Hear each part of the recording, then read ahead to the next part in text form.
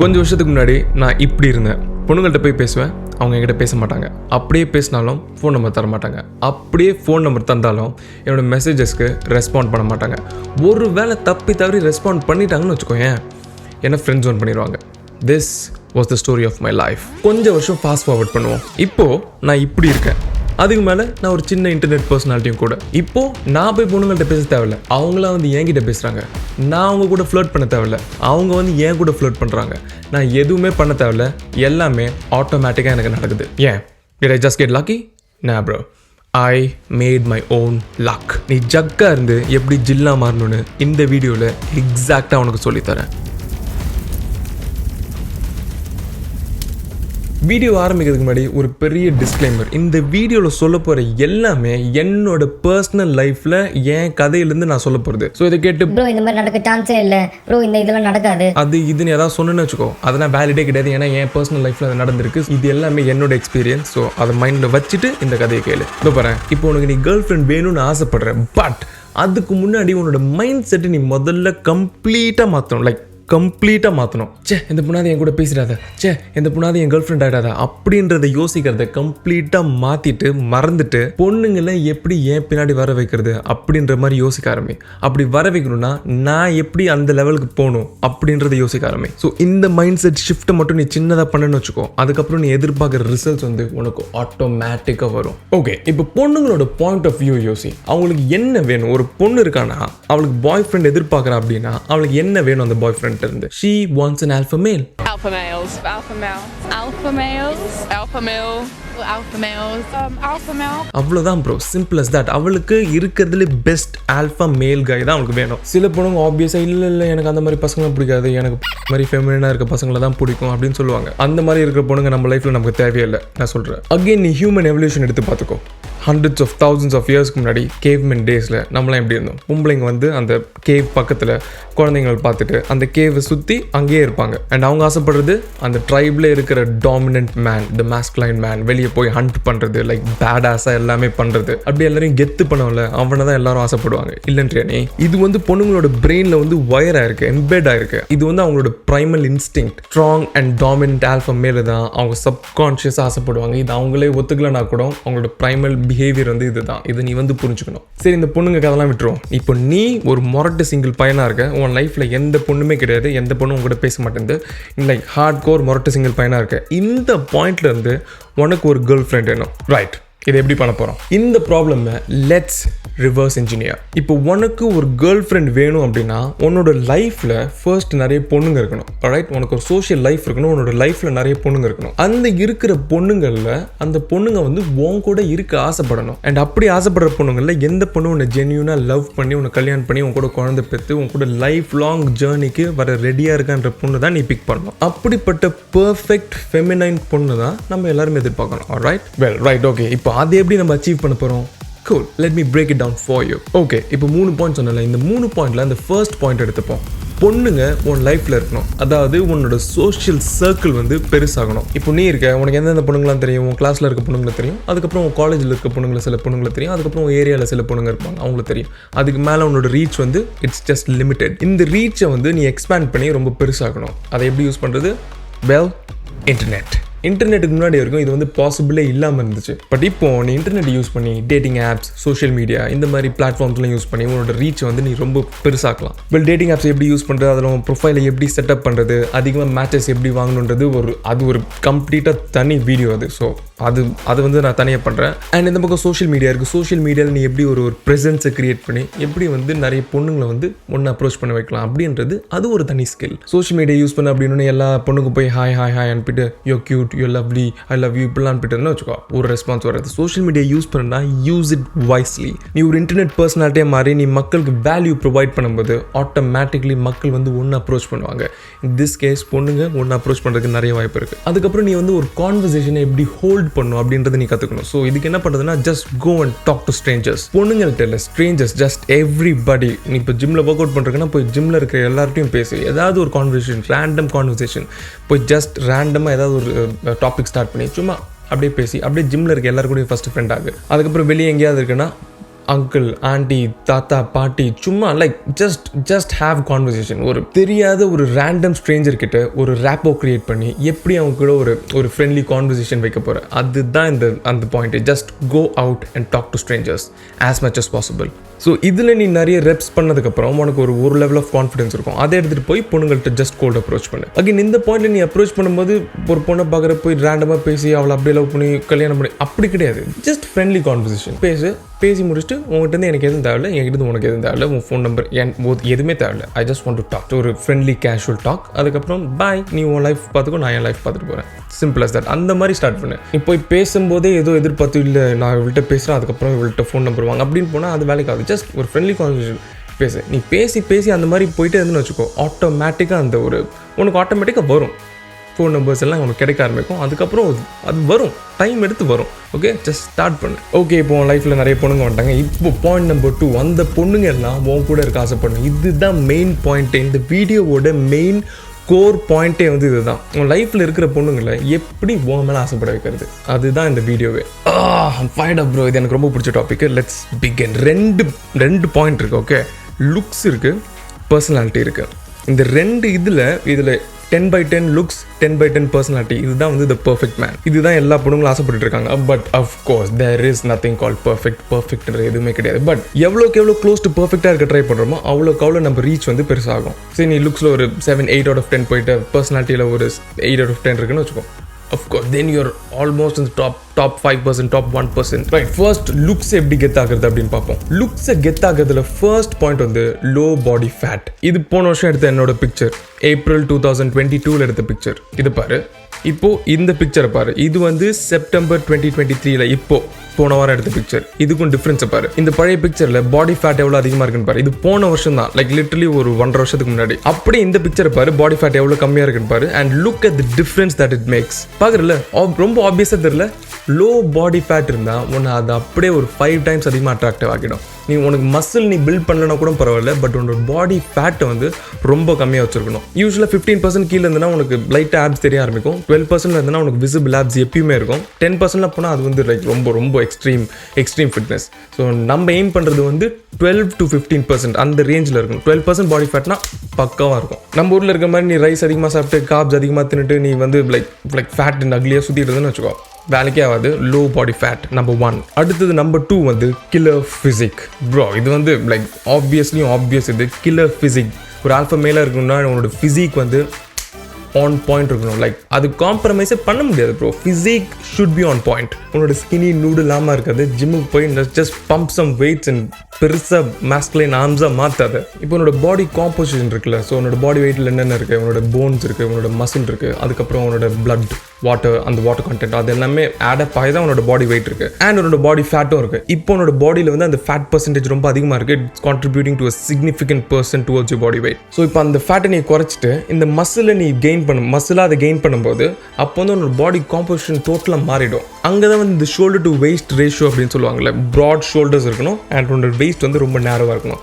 அதான் இந்த we taper பாடி அப்படின்னு சொல்லுவாங்க. ஆம்பளைங்களுக்கு இந்த மாஸ்குலைன் ஃப்ரேமை கொடுக்கறதே இந்த வி டேப்பர் லுக் தான். பொண்ணுங்களுக்கு இந்த அவங்களா ஷேப் இருந்தால் ரொம்ப அட்ராக்டிவாக இருக்குல்ல, அதே மாதிரி தான் பசங்களுக்கு இந்த வி டேப்பர் லுக் இருந்தால் தான் நமக்கு மாஸ்குலைனாக ரொம்ப டாமினெண்ட்டாக இருக்கும். இதை அச்சீவ் பண்ணுன்னா ஜஸ்ட் உன்னோட டயட்டை கரெக்ட் பண்ணு and go to the gym and work out like a mad person. அவ்வளோதான் bro. Just do it for 2 years, you have your killer physique. That's it. Low body fat பண்ணிட்டு killer ஃபிசிக்கை develop பண்ணிட்டு அடுத்தது be well groomed. க்ரூமிங்னா hair cut, beard, nails, இது எல்லாமே.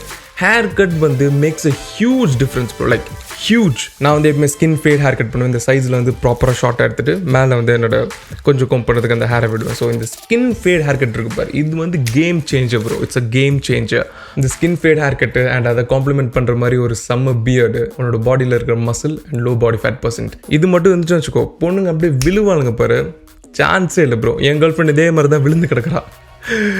கொஞ்சம் மாதத்துக்கு முன்னாடி விழுந்தா எந்திரிக்கணும்னு ரொம்ப நாளாக ட்ரை பண்ணிருக்கேன். பட் முடியல, அவ்வளோ பாவம். எந்திரிக்க முடியல, விழுந்து கிடக்குறேன், கம்ப்ளீட்லி கான். ஹேர் கட்டை ப்ராப்பராக பண்ணிட்டு பியர்ட் வந்து அஃப்கோர்ஸ் ப்ரோ சொல்லவே தேவையில்ல. இந்த காலத்தில் நீ ஷேப் பண்ணிட்டுலாம் சுற்றிட்டு இருந்தால் வேலைக்கு ஆகுது. பியர்ட் வந்து லைக் பியர்ட் கேம் வந்து செம்ம ஸ்ட்ராங்காக இருக்கணும். ட்ரிம்மரில் இன்வெஸ்ட் பண்ணு, ப்ராப்பராக க்ரூம் பண்ணு, எவ்ரி வீக் இல்லை ட்வைஸ் அ வீக் ப்ராப்பராக க்ரூம் பண்ணி have you beard in shape bro. Next இதில் 4th பாயிண்ட் வந்து வெல் ட்ரெஸ்ட். எப்படி ஒன்று நீ ஸ்டைல் பண்ணிக்கணும், எந்த டைப் ஆஃப் ட்ரெஸ் எடுக்கணும், இதுக்கெல்லாம் கொஞ்சம் ரிசர்ச் பண்ணி உன்னோட பாடி டைப் அண்ட் உனக்கு பிடிச்ச உன்னோட சென்ஸ் ஆஃப் ஃபேஷனுக்கு ஏற்ற மாதிரி just do some research and உனக்கு ஏற்ற ட்ரெஸ்ஸை போய் கொஞ்சம் ஷாப் பண்ணி get some cool outfits, get some accessories, இந்த மாதிரி பிரேஸ்லெட்ஸ், இந்த மாதிரி செயின், அதுக்கப்புறம் ஹேட்ஸ், சன்கிளாஸஸ், இந்த மாதிரி விஷயங்கள் இன்வெஸ்ட் பண்ணி நீ கொஞ்சம் உன்னோட வார்ட்ரோபை பெருசாகும் போது அப்போ தான் உனக்கு அந்த sense of style and sense of presentation வரும். ஓகே, இது எல்லாமே பண்ணிட்டு பட் இந்த ஒரு விஷயத்தை நீ பண்ணலன்னு வச்சுக்கோங்க, இது எல்லாமே waste. Which is smell good. இல்லை அதை அப்படியே கட் பண்ணு. Smell amazing. உன்னோட பாடி ஆர்டர் ரொம்ப பேடாக இருக்குன்னு வச்சுக்கோங்க ப்ரோ. நோ ப்ரோ, எந்த பொண்ணும் பக்கத்துலேயே வராது. நீ யோசிச்சு பாரு, நீ ஒரு பொண்ணு பக்கத்தில் போகிற, அவன் மேலே ஒரு பேட் ஸ்மெல் வருது, நீ போவியா கிட்ட? இல்லை அதே மாதிரி தான் உனக்கும். ஜஸ்ட் ஜிம்மில் போய் ஒர்க் அவுட் பண்ணிட்டு லைக் ஸ்வெட்டியாக சுற்றிட்டு இருக்கேன்னா ஷவர் பண்ணி just have some self hygiene bro. Smell good.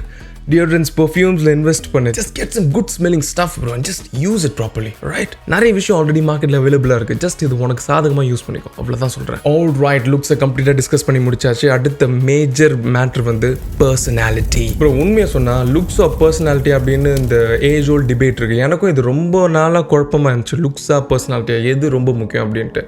என்ன கேட்டனா பர்சனாலிட்டி தான் ரொம்ப முக்கியம்.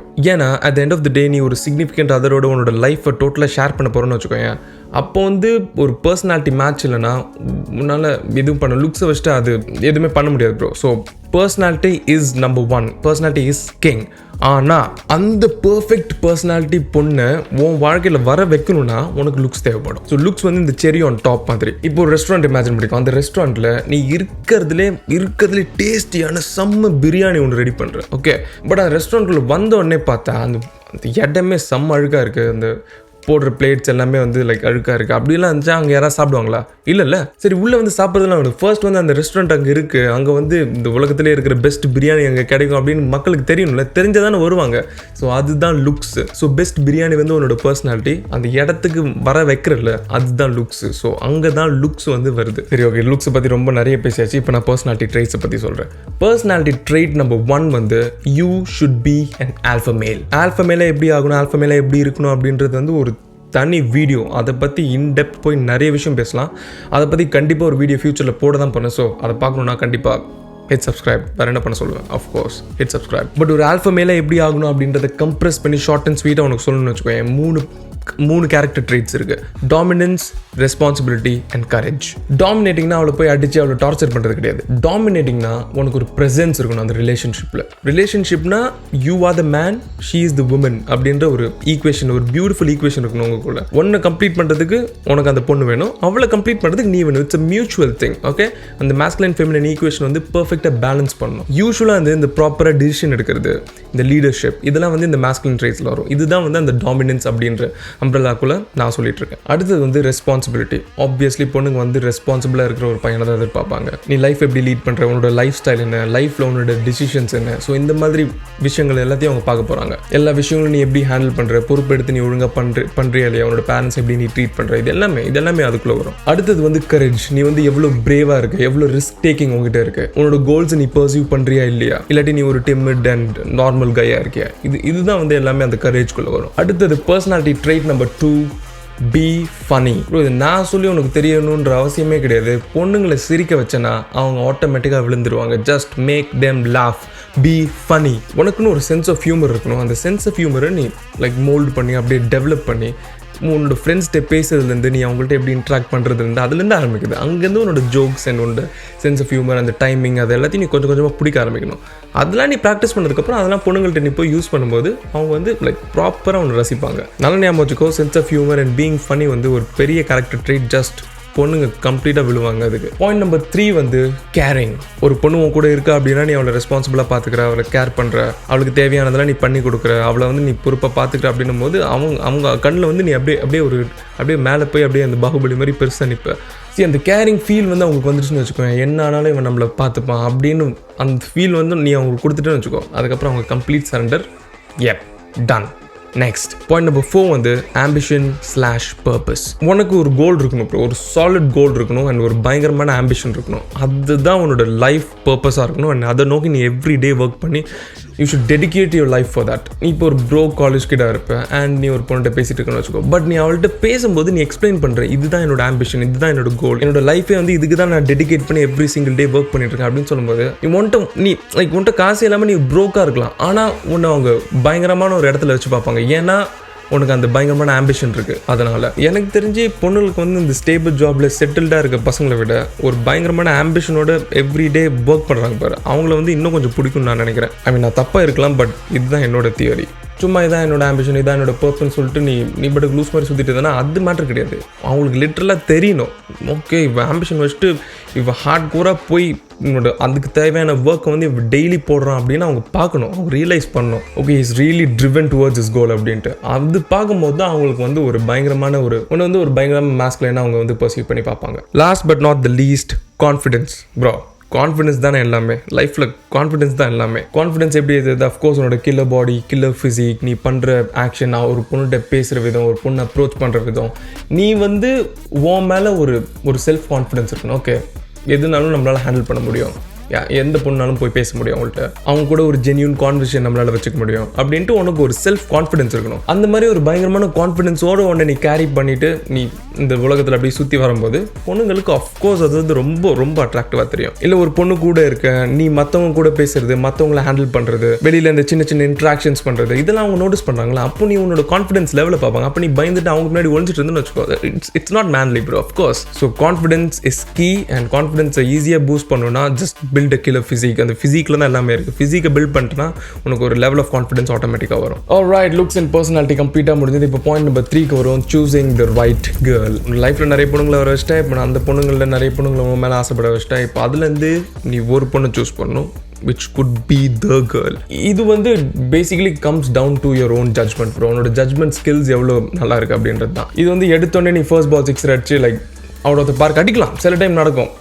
அந்த உனக்கு ஒரு ரேண்டம் லக்கில் அந்த பர்ஃபெக்ட் பொண்ணு வந்து நீ எடுத்தோடனே மீட் பண்ணிடலாம். பட் இது வந்து கொஞ்சம் ட்ரையல் அண்ட் எரர் மெத்தட் மாதிரி. நீ ஒரு 1-2 பொண்ணு கரெக்டுன்னு நினைப்பேன், பட் அவங்களுக்கு வந்து due to some reasons or the other ஏதாவது ஒன்று குறுக்கில் வந்துடும். அப்போ வந்து நீ அவங்க கூட கண்டினியூ பண்ண மாதிரி நீங்கள் 2 பேரும் மேபி அந்த ரிலேஷன்ஷிப்பை கேரி ஃபார்வர்ட் பண்ண நினச்சிருக்கலாம் ஆனஸ்ட்டாக. பட் அது டியூ டு எக்ஸ்டர்னல் ஃபேக்டர்ஸ் வந்து அது சில டைம் வந்து ப்ராப்பராக ஒர்க் அவுட் ஆகுது. ஸோ அதுக்கு வந்து ஒரு 2-3 அட்டெம்ப்ட்ஸ் எடுக்கும். அதுக்கப்புறம் தான் அவனால் அந்த பர்ஃபெக்ட் பொண்ணை வந்து நீ லேண்ட் பண்ண முடியும். எக்ஸ்டர்னல் ஃபேக்டர்ஸ் வந்து எப்பயுமே பேரண்ட்ஸ் நடுவில் வருவாங்க, ஜாதி மதம் ஏதாவது ஒன்று வரும், லைக் ஸ்டேட்டஸ், கிளாஸ், என்னென்னமோ இருக்குது இந்த சொசைட்டியில். பட் அதெல்லாம் எனக்கு நம்பிக்கை இல்லை, உனக்கு எவ்வளோ நம்பிக்கை இருக்குன்னு தெரியல அது மாதிரிலாம். பட் இந்த காலத்தில் வந்து அது இன்னமும் இருக்குது. Sad but true. என்ன பண்ணுறது, அது இன்னும் போகல, இன்னும் வந்து அதெல்லாம் பார்க்குறாங்க நம்ம ஆளுங்க. இதெல்லாம் தாண்டி சில டைம் வந்து ஒரு பொண்ணு நீ பேசுகிற, உனக்கு அவ்வளோ பிடிக்கும், அவளுக்கு ஒன்றை பிடிக்கும், 2 பேருக்கும் அப்படியே பிடிச்சி ஒரு கம்ப்ளீட் ஒரு அலைன்மெண்ட்டில் வரும்போது நீ உங்கள் வீட்டில் சொல்கிற ஓகே அப்படின்னு ஒத்துப்பாங்க, அவங்க வீட்டில் சொல்கிற ஓகேன்னு ஒத்துப்பாங்க. லைக் கம்ப்ளீட் அலைன்மெண்ட் ஆகும். அந்த ஸ்டார்ஸ்லாம் அலைன் ஆகும்னு சொல்லுவாங்களே, கம்ப்ளீட் அலைன் ஆகும். அதுதான் ப்ரோ பொண்ணு. அப்படி ஒரு பொண்ணு கிடச்சுன்னு வச்சுக்கோ, just lock it in, laser focus, lock and அவளை போய் அப்படியே கல்யாணம் பண்ணிக்கோ. அவ்வளோதான், சிம்பிள் அஸ் தட். வீடியோ முடிஞ்சுது. பட் இது எல்லாத்தையும் தூக்கி சாப்பிட்ற மாதிரி ஒரு பாயிண்ட் இருக்குது, அதுதான் மணி. அந்த மணியை சம்பாதிக்கிறதுக்கு உன்னோட லைஃப்பில் நீ என்னென்ன ஹேபிட்ஸ் எல்லாத்தையும் டெவலப் பண்ணும் அப்படின்றத இந்த வீடியோவில் வந்து டீட்டெயில்டாக டிஸ்கஸ் பண்ணியிருக்கேன். இந்த சேனலோட பெஸ்ட் பெர்ஃபார்மிங் வீடியோ இது. ஸோ கண்டிப்பாக கிளிக் பண்ணி பாரு. அண்ட் உன் வாழ்க்கையை மாற்றுற மாதிரி வீடியோஸ் போட்டிருக்கேன், சப்ஸ்கிரைப் பண்ண மாட்டேன் ப்ரோ. இந்த மாதிரி இன்னும் நிறைய வீடியோஸ் வரப்போது, மிஸ் பண்ணிடாத சொல்லிட்டேன். So subscribe. தட்டுறோம், தூக்குறோம், 1 step at a time. See you later. Cheers.